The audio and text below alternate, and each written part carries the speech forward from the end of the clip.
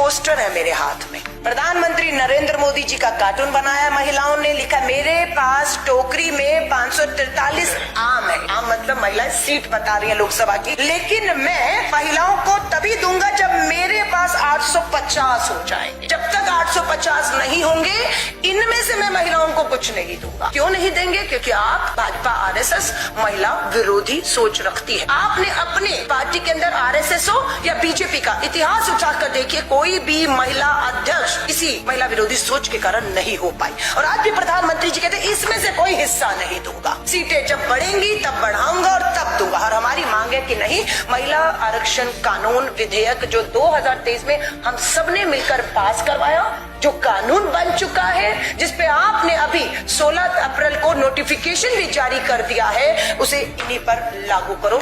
ये हमारी मांग है। हमारी मांग दूसरी बिल्कुल इसके साथ है कि SC ST बहनों के साथ हमारी जो अति पिछड़ा वर्ग की OBC बहनें हैं, उन्हें भी आपको आरक्षण में बिना देरी शामिल करना चाहिए। और ये भी लड़ाई हम निरंतर जो है वो लड़ेंगे। चुनाव 2029 में होना है लोकसभा का। खाना आप आज रख दीजिए, लेकिन आप कहते हैं देरी हो रही है, खाना आप आज भी रखेंगे तो आप कहते हैं खाएंगे 29 में ही। हमारा ये कहना है कि अगर आपकी नीयत साफ है, आप पर हम विश्वास करेंगे कि आपने हमसे वायदा किया देश से कि 2026-27 में भाजपा की सरकार जो लोकतंत्र की मांग है, जातिगत जनगणना कराएगी। जब जातिगत जनगणना होगी इस देश में 26-27 में, तो उसी आधार पर परिसीमन आप करिए, उसका हम समर्थन करते हैं। उस आधार पर परिसीमन करिए। परिसीमन के आधार पर जो 50% फार्मूले के लिए देश के गृह मंत्री अमित शाह जी आप 1 घंटा मांग रहे थे, हम आपको पूरा मानसून सत्र, और कहते हैं एक और विशेष सत्र बुला लीजिए, हम आपको पूरा समय देते हैं। वो प्रस्ताव नया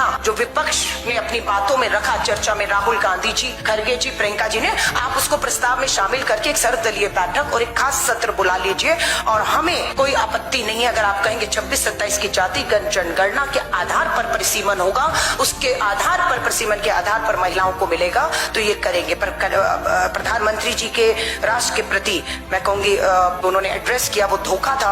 और उसमें एक आपत्ति हमें उनके शब्द पे, इन्होंने कहा महिला आरक्षण की भ्रूण हत्या हो गई।